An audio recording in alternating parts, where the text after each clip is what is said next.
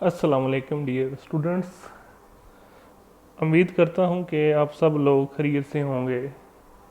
आज हम botany paper C का fourth chapter nucleus and chromosome start करने जा रहे हैं और जो आज टॉपिक हम डिस्कस करेंगे वो है nucleus.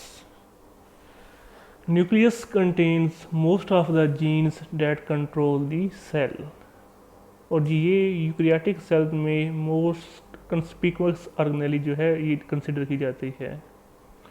Nucleus two main function perform करता है। फर्स्ट फंक्शन क्या है कि न्यूक्लियस में जो डीएनए की इंफॉर्मेशन होती है वो पहले ट्रांसक्राइब्ड होती है इनटू द आरएनए। इस प्रोसेस को हम बोलते हैं ट्रांसक्रिप्शन। और ये जो आरएनए है इससे फिर प्रोटीन की सिंथेसिस होती है by a process called translation. DNA से आरएनए के बनने के प्रोसेस को हम बोलते हैं ट्रांसक्रिप्शन और आरएनए से प्रोटीन के बनने के प्रोसेस को हम बोलते हैं ट्रांसलेशन। ये proteins in the form of enzymes और दूसरी प्रोटीन जो हैं ये सेल्स की स्पेसिफिक एक्टिविटीज़ जो हैं वो डिटरमिन करती हैं।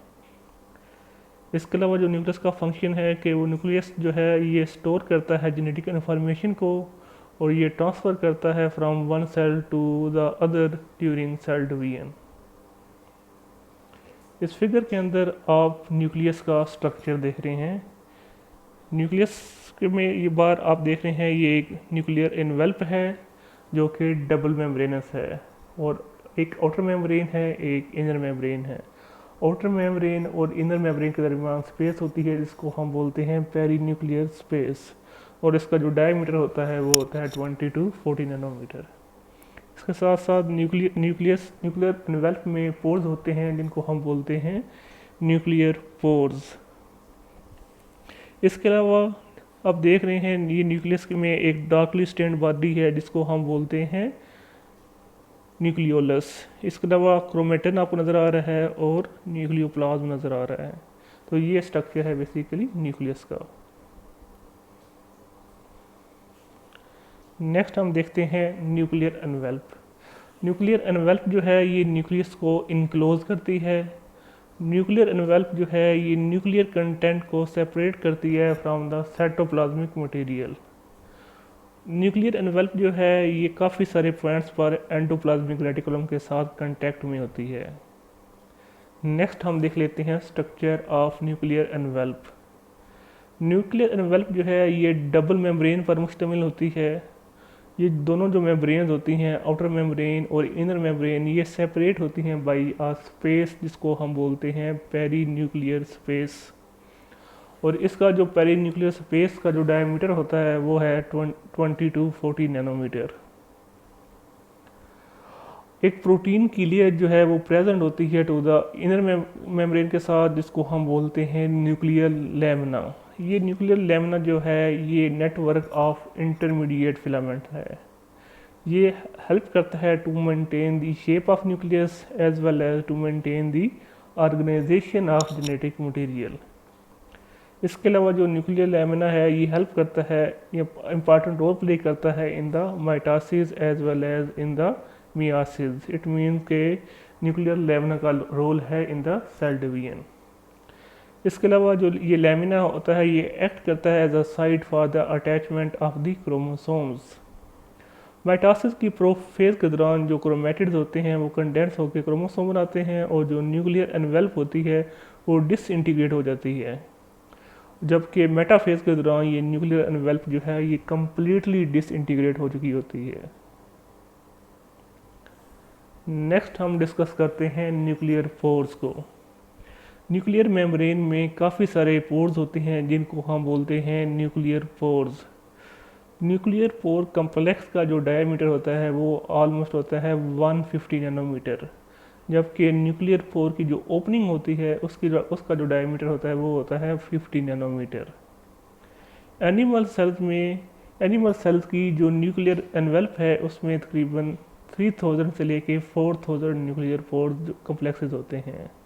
ये जो पोर्स कम्प्लेक्सेस हैं ये रेगुलेट करते हैं the movement of macromolecules and other particles. इन पोर्स की वजह से न्यूक्लियस का डायरेक्ट कांटेक्ट होता है विद द एंडोप्लाज्मिक रेटिकुलम। जो पोर्स का साइज होता है वो प्रिवेंट करता है डीएनए को from the leaving out, but it allows the RNA and proteins to move out. Next हम देख लेते हैं nuclear pore complex. Nuclear pore complex जो है ये एक सिलेंड्रिकल स्ट्रक्चर है। It has an 8 fold symmetry. Nuclear pore complex जो है ये कंपोज होता है 8 लार्ज प्रोटीन्स, ये जो मैंने आपको हाईलाइट भी किया है। वो प्रोटीन अल्फ़ा सोलेनाइड भी हो सकती हैं या फिर बीटा प्रोपेलर फोल्ड भी हो सकती हैं, और कुछ केसेस के अंदर ये दोनों प्रोटीन जो हैं वो प्रेजेंट होती हैं। इन 8 प्रोटीन्स मॉलिक्यूल को हम बोलते हैं एनुलर सब यूनिट्स, और ये जो एनुलर सब यूनिट्स होते हैं ये एक स्पोक असेंबली रिंग बनाते हैं जो कि सराउंड करते हैं टू द न्यूक्लियर पोर, जिसको हम बोलते हैं आउटर रिंग। जो सेंटर है पोर का उसमें एक प्लग लाइक स्ट्रक्चर जो है वो प्रेजेंट होता है। जो 8 एनुलर सब यूनिट्स जो हैं ये अटैच होते हैं to the nuclear membrane by all luminal sub units. ये जो ल्यूमिनस सब यूनिट्स होते हैं इनके साथ 2 रिंग जो होते हैं वो अटैच होते हैं ऑन द ईच साइड। एक का फेस होता है टुवर्ड्स द न्यूक्लियस, जबकि दूसरे का फेस होता है towards the cytoplasm. Nuclear pore complex की जो न्यूक्लियोप्लाज्मिक साइड है उसके पास फाइब्रल्स होते हैं जो कि एक केज लाइक असेंबली बनाते हैं ऑन दी न्यूक्लियोप्लाज्मिक साइड।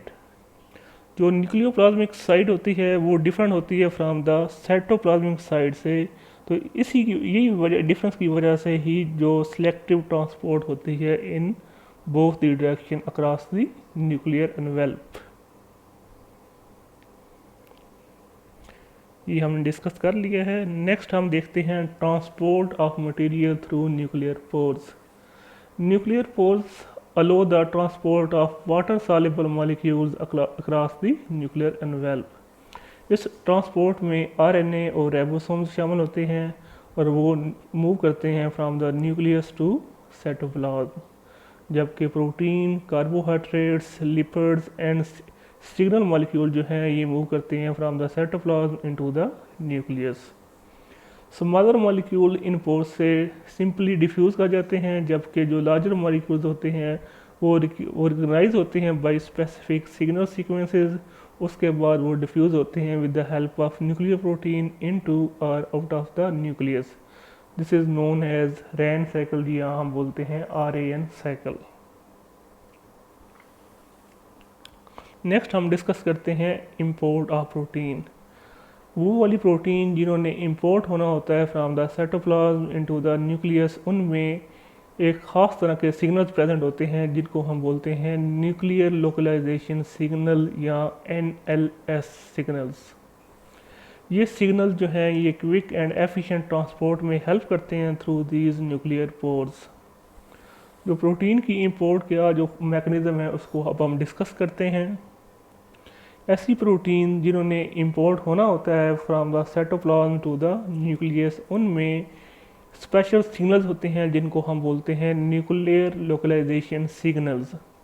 ये जो प्रोटीन्स होती हैं ये पहले इम्पोर्टेंट अल्फ़ा के साथ आके बाइंड कर जाती हैं, उसके बाद इम्पोर्टेंट बीटा जो है उसके साथ वो आके उनके साथ बाइंड कर जाता है, जिसकी वजह से एक कम्प्लेक्स बनता है जिसको हम बोलते हैं complex important alpha important beta.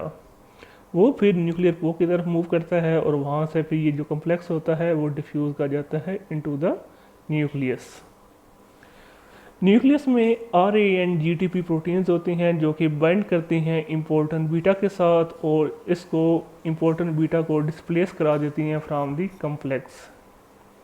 इसी तरह कैस प्रोटीन जिनका पूरा नाम है सेलुलर अपोप्टोसिस ससेप्टिबिलिटी प्रोटीन्स, ये क्या करती हैं, ये इम्पोर्टेंट अल्फ़ा के साथ आके बाइंड करती हैं और बाइंड करने के बाद इसको कम्प्लेक्स से जो डिसोसिएट करा देते हैं या डिस्प्लेस करा देते हैं।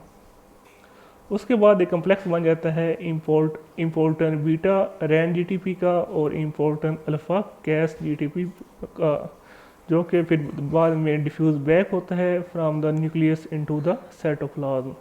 साइटोप्लाज्म में आके जीटीपी की हेड्रोलाइजेशन होती है, हेड्रोलाइज होता है, तो उससे जीडीपी बनता है और उस एनर्जी को यूटिलाइज करती हैं ये कम्प्लेक्स, और उससे फिर इम्पोर्टेंट अल्फ़ा और इम्पोर्टेंट बीटा जो है वो रिलीज़ हो जाते हैं। तो ये है basically process import of protein का।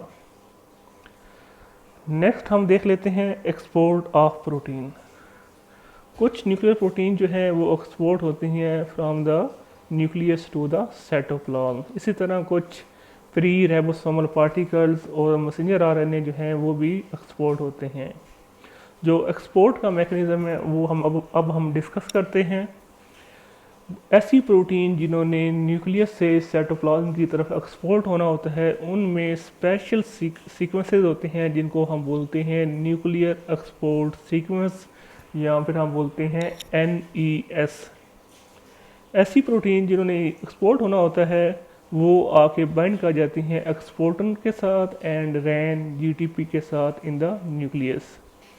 फिर एक्सपोर्टन रैन GTP और जो प्रोटीन जिसने एक्सपोर्ट होना होता है उसका एक हेट्रोट्राइमेरिक कम्प्लेक्स बन जाता है। ये कम्प्लेक्स जो है ये डिफ्यूज़ करता है फ्रॉम द न्यूक्लियर पोर, और उसके बाद ये न्यूक्लियस से साइटोप्लाज्म में आ जाता है, जहाँ पे साइटोप्लाज्म में आके GTP जो है वो हाइड्रोलाइज होता है और जो NES प्रोटीन होती है वो वहाँ पे रिलीज़ हो जाती है। रैन GDP जो है वो दोबारा से डिफ्यूज बैक आ जाता है इनटू द न्यूक्लियस और फिर किसी और प्रोटीन के साथ बाइंड करता है और इस तरह उसकी एक्सपोर्ट में हेल्प करता है। तो ये है हमारा आज का टॉपिक। आज के टॉपिक में हमने सबसे पहले न्यूक्लियस को डिस्कस किया, न्यूक्लियस के 2 करैक्टर्स डिस्कस किए, फिर हमने न्यूक्लियर एनवेलप को डिस्कस किया और साथ हमने इसका स्ट्रक्चर भी डिस्कस किया। फिर हमने न्यूक्लियर पोर को डिस्कस किया और न्यूक्लियर पोर का कम्प्लेक्स डिटेल में डिस्कस किया। फिर हमने transport of material through nuclear pore discuss की, जिसमें हमने डिस्कस किया import of protein and export of protein. इंशाल्लाह नेक्स्ट लेक्चर के अंदर हम न्यूक्लियोलस एंड जो मॉर्फोलॉजी है क्रोमोसोम्स की उसको हम डिटेल में डिस्कस करेंगे। तब तक के लिए अल्लाह हाफिज़।